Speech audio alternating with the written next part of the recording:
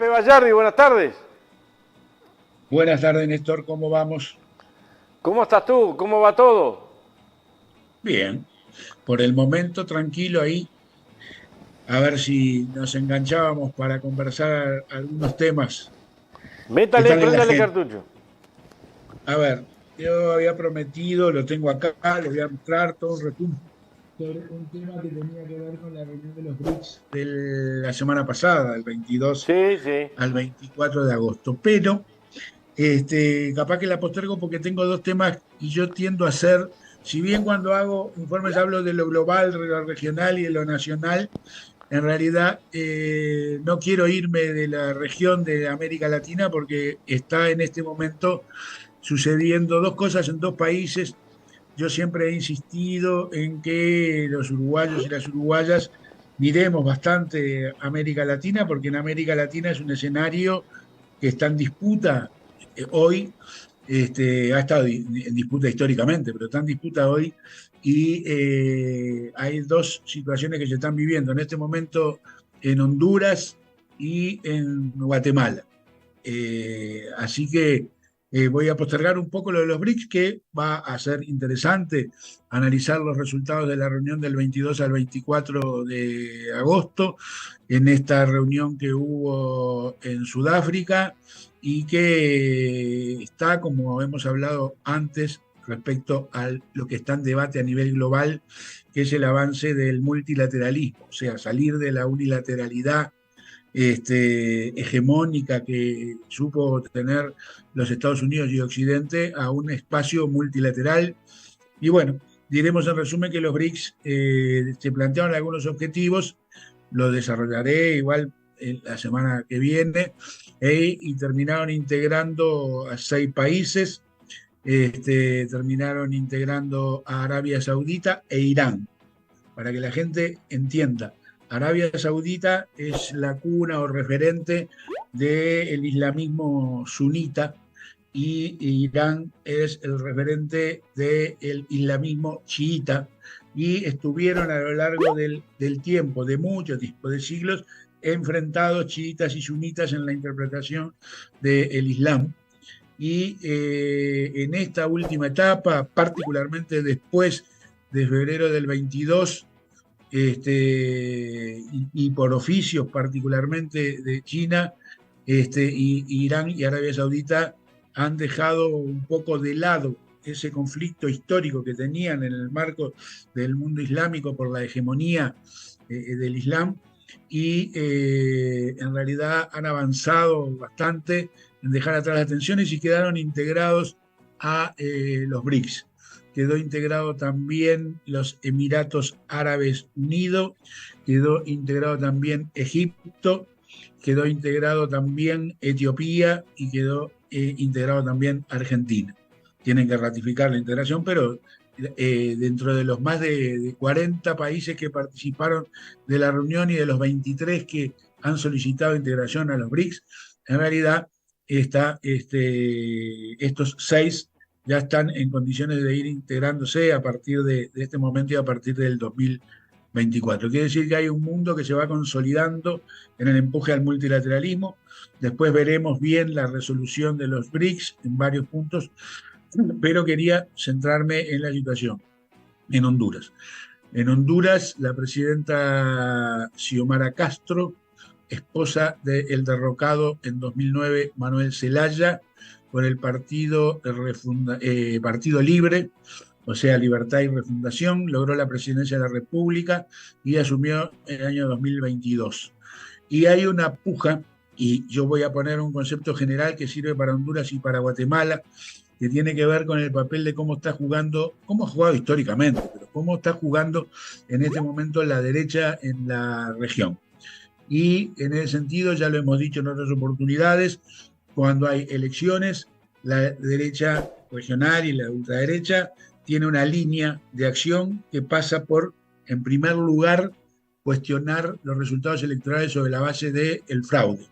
Y el objetivo de cuestionar sobre la base del fraude, con algunos actores del contexto internacional que avalan ese posicionamiento, lo que pretende es deslegitimar o que nazca golpeado, diríamos, los gobiernos que no les son afines, los gobiernos progresistas, los gobiernos de centro, socialdemócrata, de centro izquierda o izquierda, y en ese sentido esa es parte del discurso que instala. Y luego juega a la desestabilización de esos gobiernos. En este momento en Honduras en realidad hay una puja. ¿Por qué es la puja? Por el tema de la designación del fiscal general y el adjunto. Como yo he dicho en otras oportunidades y he pedido que los... Vale, creo que 86 votos en 114 o 120. En 126 congresistas necesita 86 votos, 2 tercios. Hay una propuesta de 5 candidatos. El partido, el gobierno, diríamos, de Xiomara Castro cuenta con un respaldo de 60 aproximadamente, 60 legisladores, 50 propios del partido y otros en alianza, y la oposición guiada, encabezada por el Partido Nacional, un partido histórico de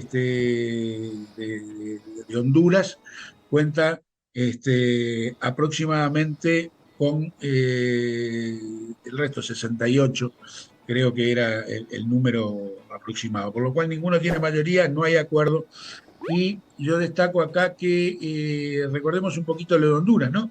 Porque Honduras ya había ganado Manuel Zelaya, que venía de uno de los partidos históricos fundacionales, Partido Nacional, y luego cuando trata de virar, trata de ir hacia centroizquierda, es derrocado, y es derrocado por un golpe que fue parlamentario, que fue jurisdiccional, o sea que tuvo el Poder Judicial, la Suprema Corte, la Corte Constitucional también implicada, y por las Fuerzas Armadas, y se le desplazó del gobierno. Y se dijo que para desplazarlo del gobierno era porque Zelaya quería hacer una consulta no vinculante,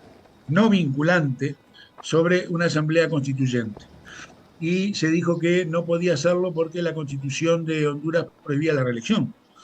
Ganó, se fue desplazado Zelaya, fue por golpe de Estado, vino el gobierno de Juan Orlando Hernández. Juan Orlando Hernández, de la derecha hondureña, en realidad gobernó su primer periodo y después pidió permiso a la misma Corte Constitucional que había declarado que no se podía hacer aquella convocatoria de Zelaya que era no vinculante, le pidió permiso para poder ser sometido a la reelección y la Corte le dio a Juan Orlando Hernández la posibilidad de que fuera reelegido. Quiere decir que esto, para que se dimensione cómo juega el Poder Judicial y el poder de la Fiscalía en muchos países de la región.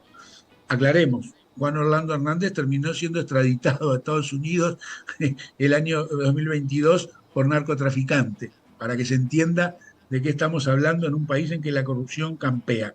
Y la presidenta actual, Xiomara Castro, lo que quiere es que se dé la posibilidad de elegir un nuevo fiscal general y un adjunto para luchar contra la corrupción, o sea, para llevar adelante una lucha contra la corrupción. Y en ese sentido, la derecha hondureña acusa a Xiomara Castro de que le dice de que ella quiere un fiscal general y un adjunto para que en realidad persiga a los dirigentes políticos de la oposición. Muchos de esos dirigentes políticos del Partido Liberal, del Partido Nacional y de la estructura política vieja de Honduras son delincuentes. En realidad han estado vinculados al narcotráfico, han estado vinculados a la corrupción, han estado vinculados a lo peor de las prácticas políticas desde el punto de vista institucional en Honduras. Hoy iba a haber una manifestación, esa manifestación, en fin, lo que está llegando ahora, porque era a las 4 p.m. de hoy, en realidad ha sido muy grande en Tegucigalpa, no sé, en otras ciudades, pero lo cierto es que está trancado el tema de la posibilidad de elegir un fiscal general que, en fin, le dé garantías a lo que se trataría de reconstruir la institucionalidad democrática de Honduras. Creo que este tema hay que seguirlo porque no quisiera que uruguayos y uruguayas en realidad relativizáramos la importancia de ver una realidad que, siendo continental, que está en América Central, está más lejos que América del Sur, es cierto, pero es parte de lo que está en juego hoy en la región respecto a los objetivos que sectores de la derecha y de la ultraderecha siguen, impulsando en la región. Y el otro tema tiene que ver con el tema de Guatemala. La semana pasada hablamos de Guatemala, y en ese sentido hoy estamos enfrentando una situación que es la siguiente. El Tribunal Supremo Electoral acaba de proclamar el triunfo de 60% a 40% de Bernardo Arévalo, que ya hablamos, el Sí, uruguayo hijo del gran presidente Juan José Arévalo, como presidente de Guatemala. Y paralelamente, la Fiscalía de Guatemala, vean la similitud con la Fiscalía hondureña y con muchas fiscalías a lo largo y a lo ancho de la región, acaba de llevar adelante una interdicción, diríamos, también una causa contra el partido político Movimiento Semilla, que fue el que llevó a Bernardo Arévalo a la presidencia, tratando de invalidar a dicho partido y poner en cuestión los legisladores elegidos por dicho partido. Y yo creo que la pretensión no era poner en cuestión solo los legisladores, que la pretensión también era cuestionar la eventualidad de que Arévalo pudiera asumir el 14 de enero. ¿En cuántos meses todavía para asumir Arévalo? Porque se resiste esa estructura de poder político que gobernó Guatemala a lo largo del siglo XX, salvo el periodo del padre del actual presidente, Juan José Arévalo, y el periodo de Jacobo Arbenz, del 45 al 54, que fue conocido como la Primavera Democrática de Guatemala, y se resisten a dejar las prebendas en un país en que la corrupción también plantea. Estamos en una situación de tensión importante. Ha habido pronunciamientos incluso del propio gobierno de los Estados Unidos, que ayer la vocera del gobierno de Estados Unidos reconoció a la proclamación del presidente Arévalo y de la vicepresidenta Herrera, este, pero hay un proceso de tensión que no sabemos cómo va a derivar en, en Guatemala. Ah, una cosa que me olvidé de Honduras, ¿no? Los militares retirados hondureños de mm, la del ejército, de la armada y de la fuerza aérea estuvieron convocando al golpismo contra Xiomara Castro. Y el jefe del Estado Mayor activo, el jefe de Estado Mayor activo, en un discurso realizado creo que el lunes o el martes, en realidad terminó advirtiéndoles a estos jefes militares retirados que no hay espacio para el golpe en Honduras. Quiere decir que en realidad me había olvidado cuando hablé de Honduras de esta situación en que hay la apelación de los militares retirados al golpismo. Pero volviendo a Guatemala, creo que tenemos que seguir de cerca esa situación. En la idea de la derecha de desestabilizar a Arévalo, que vamos a entender, no tiene mayoría tampoco a nivel del Congreso, pero va a estar presente. Y esto que se ha dado en llamar, lo que yo digo, la nueva primavera, así es conocida, este triunfo de Arévalo, que vuelvo a repetir, fue de 60 a 40%, este triunfo de la nueva primavera corre peligro, está permanentemente al acecho y en peligro, y deberíamos tener la capacidad de hacer un seguimiento de esa realidad, y de exigir incluso, ¿no? Por las fuerzas políticas particularmente de Uruguay y particularmente del Frente Amplio, a la propia Cancillería uruguaya, que toma un papel activo, porque suele tomar papel activo cuando hay otras realidades de otro signo, en la que siempre hay algún nivel de pronunciamiento, o hay legisladores de la derecha y de la oposición que siempre están hostigando con que hay pronunciamientos sobre algunos países. Los que siempre están en la agenda es Venezuela, Cuba y Nicaragua, pero bien que se llaman a silencio cuando hay procesos de desestabilización en otros países de la región. Quiere decir que la realidad en el continente está movida. Obviamente ya hemos hablado de otras realidades que también está movida, ¿no? El papel de la derecha y de la ultraderecha, sobre todo en Colombia, en relación al gobierno del presidente Gustavo Petro. Este, pero esa es parte de la realidad de lo que estamos enfrentando en una región que, vuelvo a repetir, está en disputa, en este cambio, en esta lucha que está ahí a nivel global por la hegemonía, en esta tensión que se genera a nivel global por la hegemonía, y no deberíamos nosotros estar prescindiendo de hacer esos seguimientos de esas realidades, ¿no? Son parte de la comunidad latinoamericana y caribeña, y nosotros que muchas veces hemos mirado a lo largo de la historia, muchos con ojitos para Europa, quizá pensándonos más blanquitos, menos mesticitos y más europeizantes, deberíamos atender más la realidad dentro de nuestro propio continente. Así que creo que eran los dos temas centrales que quería marcar hoy para una reflexión que creo que nos debemos todos en este seguimiento. Seguramente la semana que viene podemos hablar más de lo que ya habéis prometido.